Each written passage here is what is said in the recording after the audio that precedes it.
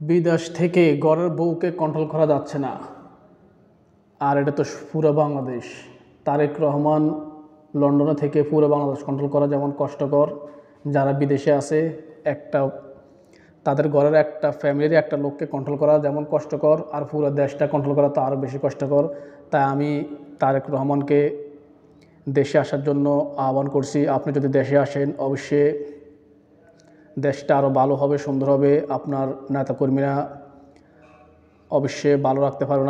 আপনাকে দেশে খুবই প্রয়োজন এখন এই মুহূর্তে। আপনাকে ছাড়া আসলে বাংলাদেশ সুন্দরভাবে তৈরি করা যাবে না। আপনাকে খুব প্রয়োজন। আপনি ছাড়া আপনার নেতাকর্মীদেরকে কন্ট্রোল করা যাবে না। আপনি যদি দেশে আসেন, অবশ্যই আপনার নেতাকর্মীরা সুন্দরভাবে দেশটাকে আপনাকে পরিচালনা করতে সহযোগিতা করবে। আশা করি আপনি দেশে আসুন। দেশে না আসলে আসলে কোনো কিছুই সম্ভব না। আপনাকে দেশে আসতে হবে।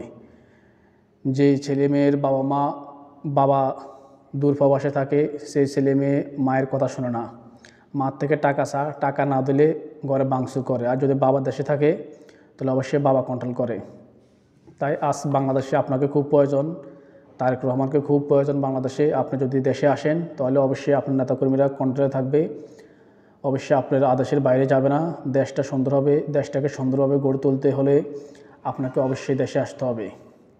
আপনাকে অবশ্যই দেশে আসতে হবে। দেশের কল্যাণে, আপনার কল্যাণে এই দেশটাকে, আমাদের সোনার বাংলাদেশটাকে সোনারভাবে তৈরি করতে হলে অবশ্যই আপনাকে দেশে আসতে হবে। আপনাকে দেশে খুবই প্রয়োজন। আপনি ছাড়া বাংলাদেশটাকে কন্ট্রোল করা খুবই কষ্ট হয়ে যাবে। আপনার নেতাকর্মীদেরকে কন্ট্রোল করা খুবই কষ্ট হয়ে যাবে। আপনি ছাড়া বাংলাদেশটা আসলে অপূর্ণতা থেকে যাবে। তাই আপনি যত দ্রুত সম্ভব দেশে আসার চেষ্টা করুন। আপনি যত দেরি করবেন দেশে আসা, ততই আপনার সম্মান আরও কমতে থাকবে। আপনি যত দ্রুত সম্ভব দেশে আসার চেষ্টা করুন। ইনশাল্লাহ আপনার জন্য ভালো হবে, বাংলাদেশের জন্য ভালো হবে, আপনার নেতাকর্মীদের জন্য ভালো হবে। ওরা এখন আপনি নাই, আপনার হাল ধরার মতো এমন কেউ নাই।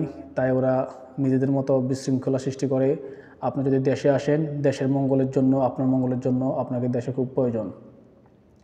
আপনি যত সম্ভব দ্রুত দেশে আসার চেষ্টা করুন, যেভাবে হোক। আপনি দেশে আসলে দেশের কল্যাণের জন্য আসুন, আপনার নেতাকর্মীদের জন্য আসুন। সোনার বাংলাদেশ গড়ার জন্য আপনাকে দেশে আসতে হবে। আপনাকে দেশে এই মুহূর্তে খুবই প্রয়োজন। আপনি দেশে নাই বলে আজ আপনার নেতাকর্মীরা যার মতো করে চলে। আপনাকে অবশ্যই দেশে প্রয়োজন।